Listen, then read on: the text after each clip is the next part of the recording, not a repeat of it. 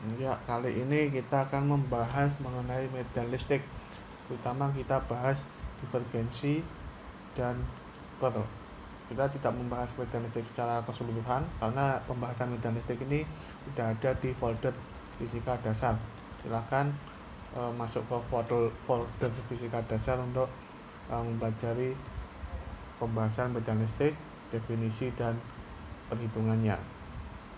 Nah, kita tinjau ulang dari definisi medan listrik.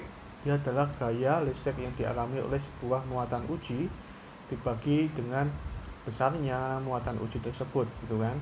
Jadi misalkan kita memiliki muatan uji Q hijau di titik P, maka muatan uji Q hijau ini dia akan mengalami medan listrik yang diakibatkan oleh interaksi antara muatan Q hijau ini terhadap muatan lain QI, gitu.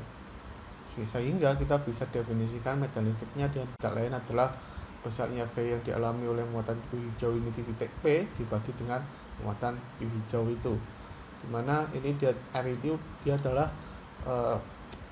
vektor posisi muatan Q hijau atau titik P yang ditinjau dari muatan Q1 gitu.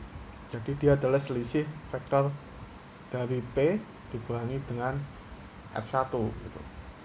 Jadi kalau dilihat seperti ini, jadi RI aksen dia adalah vektor posisi muatan QI, dan R hijau ini tidak lain adalah vektor posisi P, dan RI ini dia tidak lain adalah vektor posisi P ketika ditinjau dari muatan Q1.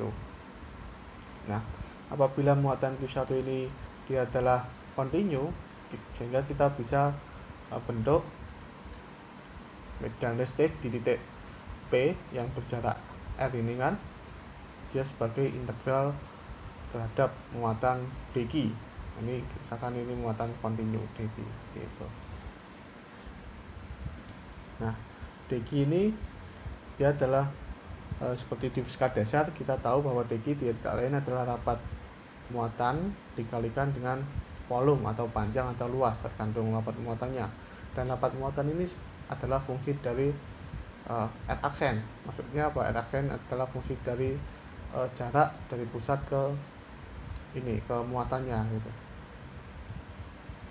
Nah, diintegralkan terhadap semua panjang atau volume yang melingkupi muatan itu gitu.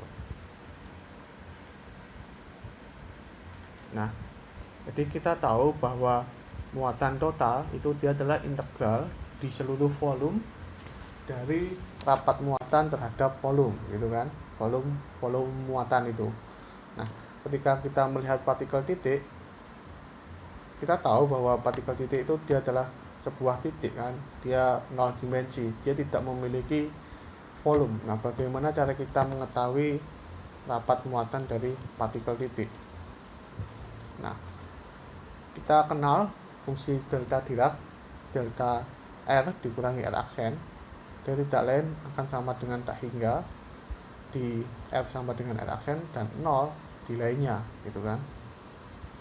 Nah, kalau partikel titik yang jarak R ini, dan apabila jarak muatan dari titik 0 juga R juga, karena dia tidak memiliki volume kan, jadi jaraknya juga sama gitu. Jadi kita ambil yang ini.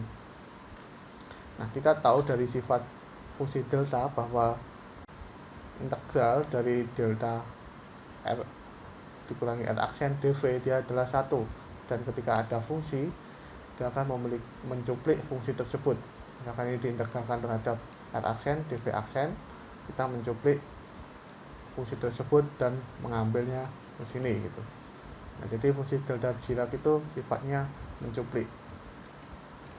Nah, dengan sifat ini kita bisa menentukan bahwa ternyata rapat muatan dari muatan titik tidak lain adalah fungsi delta, yaitu Q delta, sehingga integralnya dia adalah integral seluruh volume Q delta R minus R aksen dv aksen, nilainya 1 kan, berarti tidak lain adalah Q itu sendiri.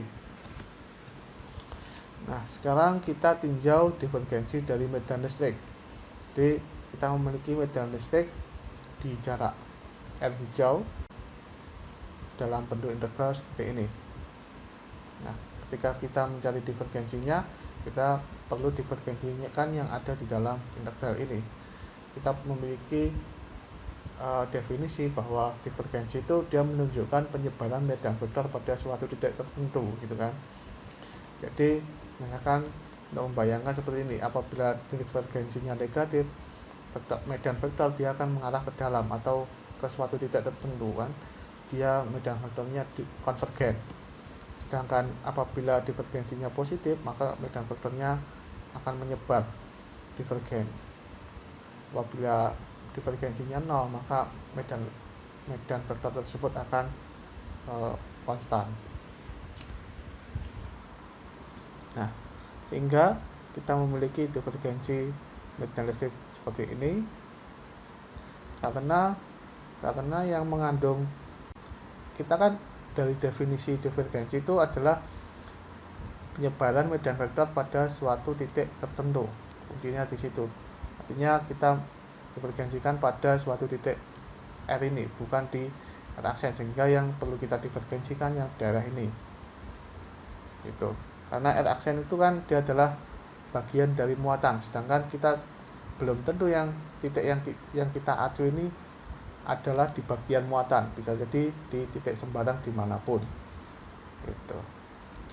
Nah, sekarang kita cari divergensi dari R topi dibagi dengan R kuadrat. Nah, kita memiliki bentuk divergensi untuk koordinat bola seperti ini kan. Nah, karena fungsi ini dia tidak mengandung suku theta maupun phi, maka ini integralnya turunannya kan sama dengan 0, sehingga kita hanya menyisakan suku radial saja. Nah, hasil ini dia kan ketika R-nya sama dengan 0, dia kan 0 per 0, tak terdefinisi kan, atau ya anggap aja tak hingga, sebenarnya tak terdefinisi gitu. Nah, kalau yang lainnya dia jelas 0, kalau enggak 0 turunannya sebuah konstan kan. Nah, ini dia sama dengan 0 di R tidak sama dengan 0 dan tak hingga di R sama dengan 0.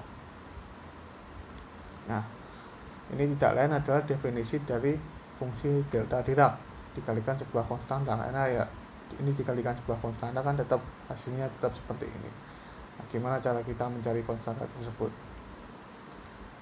Nah, dari teorema divergensi kita tahu bahwa integral dari divergensi sebuah medan vektor terhadap volume d tau di volume tau, dia tidak lain adalah integral tertutup di luasan volume tersebut dari medan vektor dikalikan dot terhadap elemen luasnya.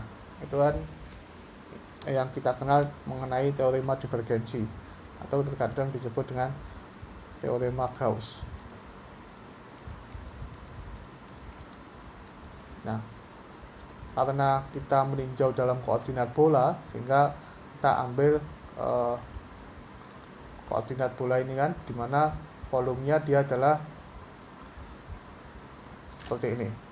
Jadi kita tahu bahwa yang di sini divergensinya dia adalah K delta diintegralkan terhadap volume dV. Nah, ini dia adalah seper R kuadrat vektor satuan R. Nah, elemen dari luasan dia adalah R kuadrat sin theta, R d theta, ini adalah R sin theta dV gitu kan. Mengarahnya dia mengarah ke radial gitu, ke arah normal ke depan. Nah, sehingga kita memiliki bentuk seperti ini. Nah, integral dari 0 sampai pi sin theta d theta, integral 0 sampai 2pi dV, kita memiliki bentuk K adalah 4pi, karena ini adalah 4pi, ini adalah berapa ini? Ini 2, ini 2pi, dan ini adalah K gitu kan, hingga kita dapatkan K sama dengan 4pi.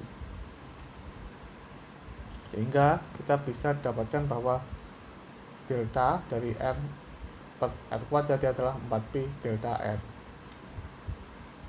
Nah, jadi kita memiliki divergensi seperti ini.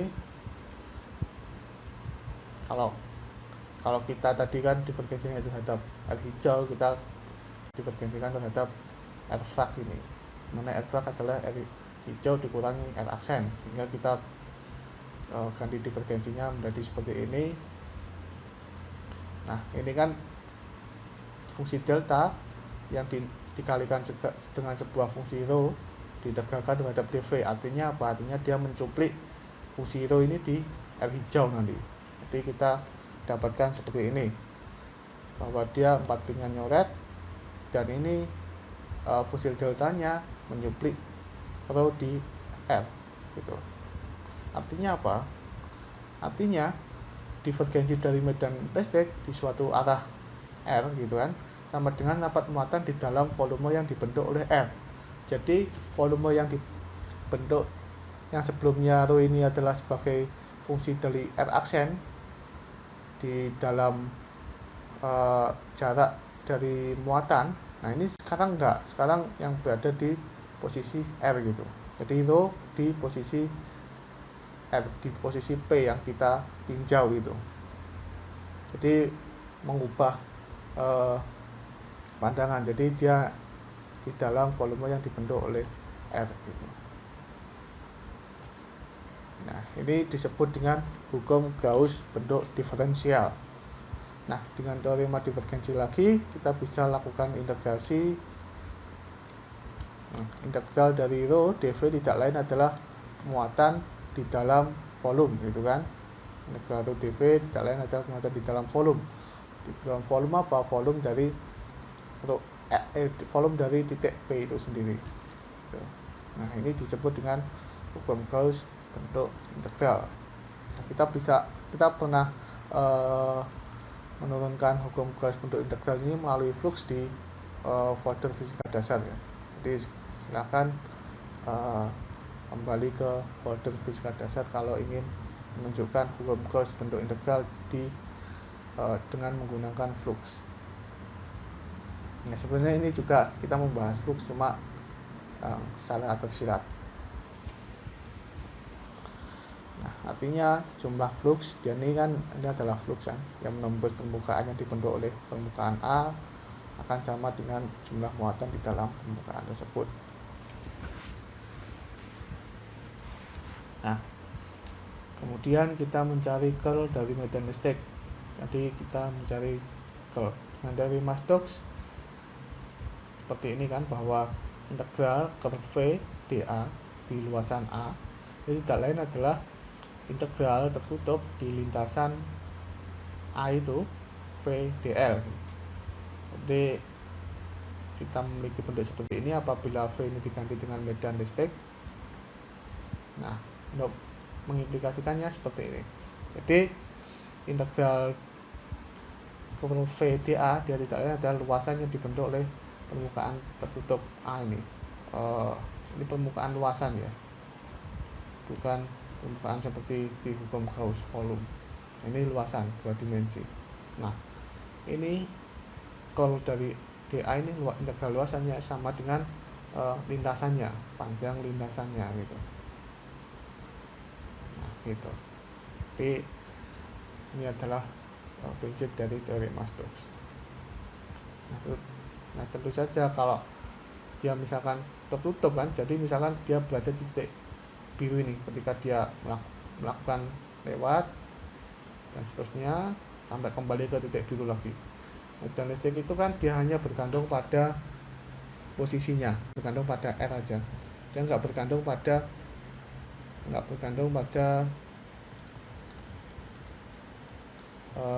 jarak tempuh gitu kan. Jadi dia hanya bergantung pada posisi. Kalau titik biru ini, meskipun kita telah melewati lintasan tertutup ini beberapa kali, kalau titik tetap akhirnya berada di titik biru, maka medan listriknya akan tetap sama, sehingga integral tertutupnya akan sama dengan 0. Nah, sebagai contohnya, kalau medan listrik untuk muatan tunggal, bahwa muatan tunggal itu adalah Q per 4pi epsilon 0 R kuadrat R vektor satuan. Kita gunakan curl dari medan vektor untuk koordinat bola seperti ini kan. Nah, dan kita dapatkan bahwa nilainya 0. Kenapa kok 0? Karena yang mengandung turunan R tidak lain adalah R AV, dimana kita nggak punya AV. Ini A theta, kita juga nggak punya A theta. Nah, R nggak punya V, ini jelas nggak ada ya, ini nggak ada. AR juga nggak punya theta, sehingga hasilnya 0 semua gitu. Nah, kalau dari medan listrik sama dengan 0 itu menunjukkan bahwa medan listrik itu irotasional.